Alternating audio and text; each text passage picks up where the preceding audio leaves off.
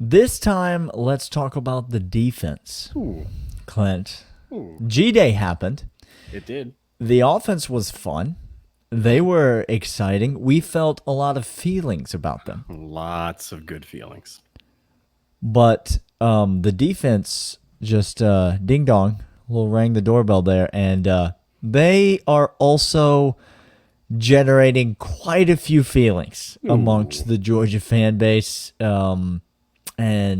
Boy, I'm not sure we're going to be able to cram them all into one episode, but we're going to give it a shot here on the Locked On Bulldogs podcast. You are Locked On Bulldogs, your daily podcast on the Georgia Bulldogs. Part of the Locked On Podcast Network, your team every day.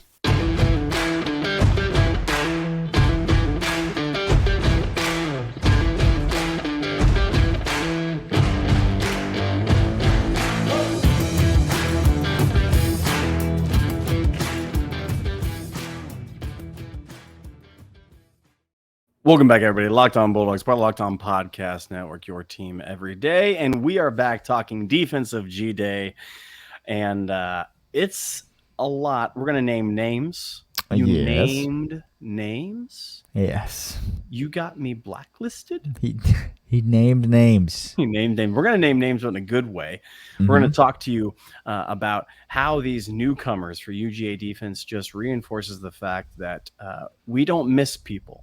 They are near and dear to our heart. We love them. Some are. Some more than others. Some at all. Others not as much. But we just keep we're fine. Going. Here's the thing about the defense. If you were ever going to ask yourself or someone were to ask you, we're fine.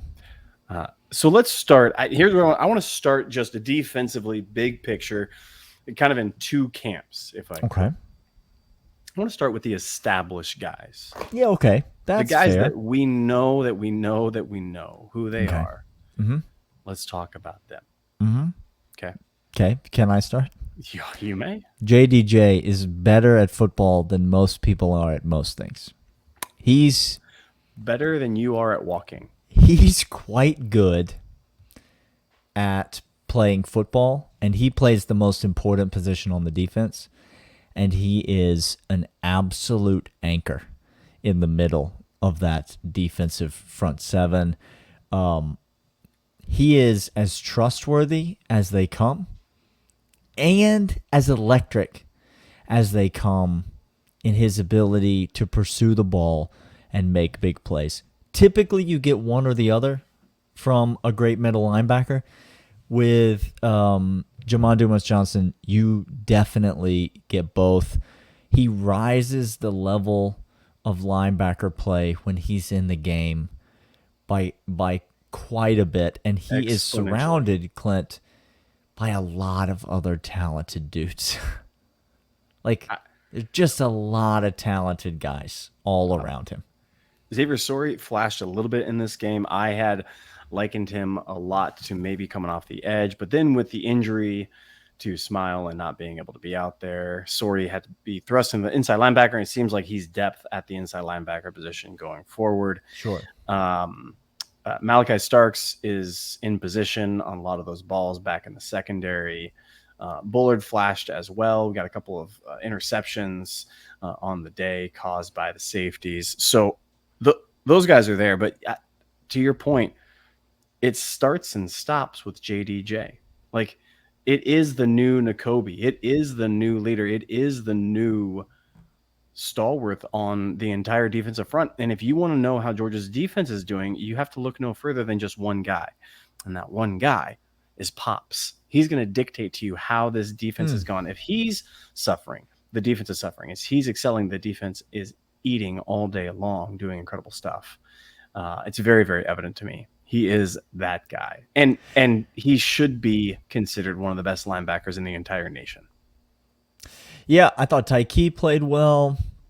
I think he's going to be a really solid. I mean, I'm going to put him in that established category, even though we haven't seen him play that much at Georgia. We have seen him play quite a bit at the end of last season, but I thought Tyke played really well. I thought, I think we know what we have in Lassiter. I mentioned him on yesterday's pods. I thought, he got pretty notably beat by Marcus Roseman-Jacksaint. He did. But this, I think we know what we have in him. And then, I think solid defensive front, guys like Nazir Stackhouse, guys like Zion Logue. I thought those guys played, I thought they acquitted themselves quite well. You had some guys not playing in this game, to your point, that are established guys. Smile Mondon not playing, Michael, right, not out there, Michael was not going, out there. and so. And by the way, we're going to get to Michael. This isn't a slam on you. Just it didn't seem to matter. There's other people that were out there. We're gonna spend the next 2 segments talking about them. Yes, I thought the established guys came out and were fine. If I had to say one of them jumped off the film, to me, it was JDJ. I think he's the best player on this defense. I think he's the captain of the defense. Yep. And I think he's the best player of the 11. I think he is the alpha of all those dogs out there. And you could do a heck of a lot worse than that guy as your leader. That's right. Go ahead. I was just saying that you would be 1,000 times harder pressed to find somebody besides JDJ. We're going to get to some other speedy inside linebackers very, very quickly. But first, I want to let you know about FanDuel. FanDuel, Daniel, right now, they're the official sports book of Locked On Podcast and Locked On Bulldogs. We love them. They're fantastic.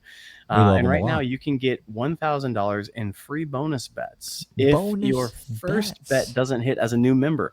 Over at FanDuel.com/locked on. See, I read it left to right instead of right to left. Don't make fun of me. You did that. I did the thing because FanDuel right now, you can do baseball, you can do basketball playoffs, you can do future for college football. And again, I am begging you, have the actual courage, Vegas, to put a line out on the tailgate party. I beg you. Oh, let's do it. Because let's get weird. Let's get hammering that. Whatever number whatever number you put out. Yep. Minus that one. That's fine. FanDuel.com/locked on for your first bet. If it doesn't hit, you will get bonus bets. FanDuel, the official sports book partner of Major League Baseball. We talked about established guys. It's worth saying I'm still very firmly in the camp that Warren Brinson is going to have a really big year for the University of Georgia. So it's hard to flash as a defensive tackle in the G-Day game. All right, it's not like we're out there, making a ton of plays at D tackle when there's like 14 carries in the entire game. So, obviously you probably didn't get his name called a lot. I am a big believer in Warren Brinson. I think he's going to do well. But Clint, let's talk about some newer faces that are maybe not quite as familiar to us, because I'll just say this. I guess it's the red team defense. Yes. The winning team's defense, the second unit defense, is one of the more fun units of defense I think I've ever watched play. Mm-hmm. Because every guy is out there absolutely jumping off the film at you. And every guy, you're like, oh, I remember that guy. Oh, yeah. Oh, that was a name I was really excited about. And then he kind of, fizzled and went away for a while. Oh, he's actually really good. Oh, he's exceptional. Where do you want to start, Clint? I want to start with 2 names. I want to start with the 2022 class of recruits. Okay. And we go to 2023. Okay. 2022. Mm-hmm. Christian Miller. Yeah, that's the name I was hoping you were going to start with. How are you doing, young man? Because it turns out you're doing quite well. It turns out you're a bully on that defensive line, and you want to inflict pain and embarrass the interior offensive line of the opposing side. Let me state again in no uncertain terms. Tell the people. if you were worried, we're fine. We're fine. We're fine. At defensive tackle, Christian Miller called and said, we're fine. He flexed on a lot of people, Daniel, and they weren't weird flexes. They were very good people. Yes. We should clarify. That dude's got elite strength. Oh my gosh. And wild speed for a guy his size. He's going to be a real problem. No, he can be a real problem. CJ Allen's also going to be a real problem. Okay. I just popped up because that's the name I hope you were going to say. CJ Allen, at tight end, we just have replicas everywhere. At inside linebackers, we have replicas everywhere. And I'm not convinced that CJ Allen won't be the fastest of all the inside linebackers by the time he's done at UGA. You remember when JDJ was on the team but didn't even sniff the field? That was a real thing. That really happened at University of Georgia. Yeah. He was on the team. Uh-huh. He wasn't worse than he is. No. He was the same Correct. as he is. The difference was there were guys like Nakobe Dean and Quay Walker, Channing Tindall, all standing in front of him. CJ Allen is not going to get a ton of playing time this season. Nope. But he's really good. Like, he's really good, Clint. Exceptional. He might have been the guy. There's another name that I'm going to bring up, but those were my two names. Your two names, Christian Miller, yep, and CJ Allen. CJ Allen was one of my two names. He might have been the guy that just made me go, "Ooh, was that him again?" Again. Oh, was he involved in that play too? That's what's so incredible about, I think, what he showed is that you talk about a nose for the football, meaning it just kind of like magnetizes where you are as a defensive player. You're able to find that ball and get to it. And that is CJ Allen through and through, Daniel. He has that ability. It's quite impressive. We're going to come back after this, and we're going to talk about some really new guys. 199, loyal third segment. Stick around. We're going to talk about some really new guys that actually showed us, oh my gosh, they may be better than some others who have been here a while. We're going to talk about that right after this. Let's just keep going down the list. Let's get weird here because Wilson and Mpemba might be the two best edge defenders to ever be recruited in the same class before ever. Now hold on a second. You have Marvin, okay, and you have the boy. You have Michael, who. Yep. But they were just recruited 2 years ago, Daniel. That's the best, certainly. You heard what I said. No, you said it, and then somebody else said, here, I ditto that, and that person is me. Okay, Damon Wilson, he may be just an Azeez Ojulari clone. Like, that might be who that is, Clint. Have we ever seen Damon Wilson and Azeez Ojulari in the same place at the same time? Prove to me I can't say. I can either confirm nor deny. You can neither confirm nor deny it. Exactly right. And then this cat, Mpemba, comes out, and he said, I watched 2 consecutive plays. Yes. One, he crashes inside and hits the tackle in the jawbone. Right. And the play goes wide outside around him. But what does he do? And he says, uh-oh. And he disengages from that tackle. Yep. And he turns around and he meets the ball carrier in the backfield. Oh, Clint. That's interesting. So when we say a one-man wrecking crew, that's what we mean. He blew up 2 different plays on that play. Only one of them was run. And Samuel Mpemba is going to get sacks upon sacks upon sacks. And Damon Wilson will be screaming off that edge like we haven't seen in some time. And these guys are going to see the field this year. How do I know? Because Kirby doesn't keep guys like this off the field. He doesn't. Inside linebacker, you have to set the entire defense.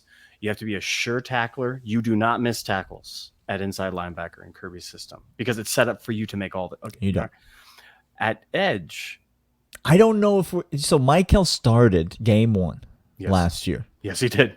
I don't know that we're going to see that from either of these guys. I think you look at him more in a Marvin Wilson or a Marvin Jones Jr. Sorry, I got Dame Wilson's on my brain.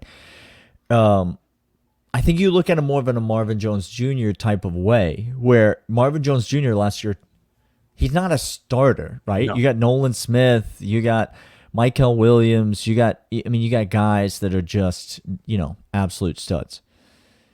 But Marvin Jones Jr. too good to keep off the field. And so even as a true freshman, that guy got meaningful playing time. Yes. And he made meaningful plays for the University of Georgia. Yes. Well, now, guess what? The team belongs to Marvin Jones Jr. and Michael Williams. I firmly believe that. I think those are the guys, especially at the edge spot. Yes. Yes. But these two guys, like to your point, Clint, they will be in this game. They will be in these games this year. They will register sacks this year. Yes. They will play. And they are going to be a real problem. You don't see guys at 18, 19 coming into Georgia, coming into a national championship team with the bend and the acceleration Damon Wilson showed at G-Day. You do not see it. You might see it from a transfer, maybe. Yeah, a guy who's played in the SEC for 2 years. That's right. By the way, we know that CJ Allen was not part of 2022. We know that he was part of this last recruiting cycle. We just couldn't help ourselves getting to him. Okay. Sorry. People. I jumped the gun on that one. It's okay. Clint Daniel, said he was going to talk about 22 guys, and I just let him get one name out, and I was like, but CJ Allen. Talk about CJ Allen. How about Aguero? I thought Aguero and AJ Harris. Now I know AJ Harris had the pass interference where he literally just threw the guy to the ground. That's fine. It's 15 is better than a tud. He said, "I'm beat." The guy was never going to catch that ball, by the way. But CJ Allen just wasn't going to take AJ Harris. I should say, sorry, wasn't going to take any chances.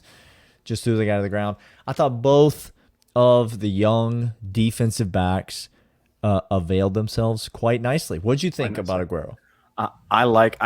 I'm sky high on Aguero. Oh, we know. I know because I listen to the pod, Clint. I'm sky high. I do read the memos. I think this do read the memos. That we would have to send a memo for you to read the memo. You don't get the memos from M-Dubs? Oh no. Oh no. Me and Dukes get the memos from M-Dubs. Do you not get the memos from M-Dubs? This is the fourth time I've been fired. Getting awkward. On podcast. Aguero is that he is thick already. He is able to come with tenacity. Mm-hmm. I think he is an SEC safety through and through, and he's already there. I have high hopes for him, depending on what Smoke does, depending on what Bullard has happened. But I still think Aguero gets a lot of run in the secondary this year, Daniel. And then another name, the final name I want to talk about, Jamal Jarrett. Ooh. Flashed a little.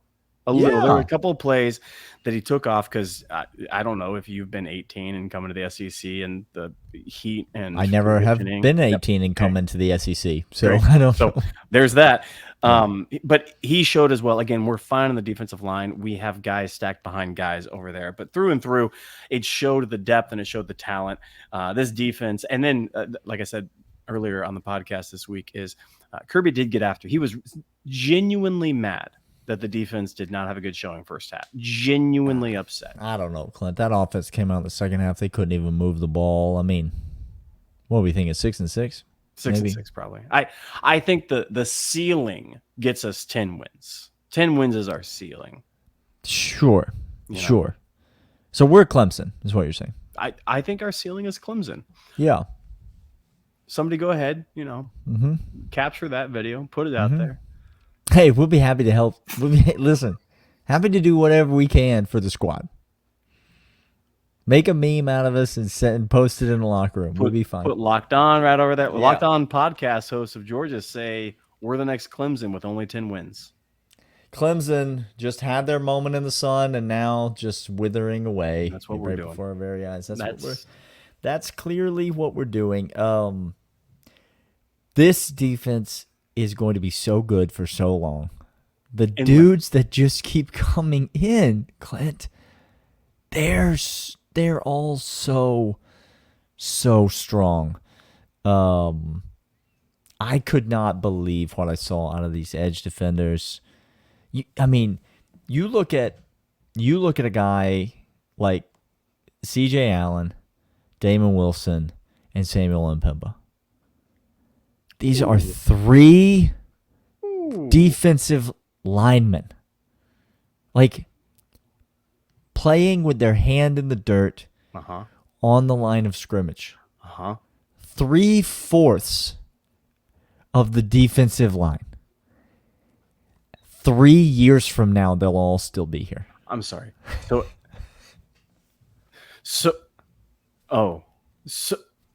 No, there's no more. So we could win a national championship with them this year. Okay. And then if we didn't have Marvin Jones Jr., if we didn't have guys in front of them, Nazir Stackhouse and the like. Sure. But we don't have to do that. But then they'll just keep getting better. And then they'll still be here. Okay. So that's something to look forward to, I guess, if you're looking for something to look forward to. Kirby spent 6-7 years just plowing that field of crops. Just waiting his turn. And then all of a sudden, crops got out of hand. They just sprouting up everywhere. No, we got a real crop problem. That's what we got. That's what, if I was to really delineate, if I was to really focus it in. Make that the bookmark. Locked On Bulldogs hosts say Georgia's got a real crop problem. Don't put me on any news program. I'm not this isn't a political statement. Okay, don't do that to your boys. It's a political statement. People have to figure out how, but trust me. We're going to outrage some people when we say we got a crop problem. Okay. This has been Locked On Bulldogs. There are crop deniers out there. There are people out there that don't even believe that crops exist. There it is. We have touched it, and you know what? Dogs don't have souls. So one of them does. His name's Boom. He's a good boy. He's a good boy. No, he's a good boy. Sure this has been Locked On Podcast. Locked On Bulldogs for Locked On Podcast. Your team every day. We'll see you all next time. See ya.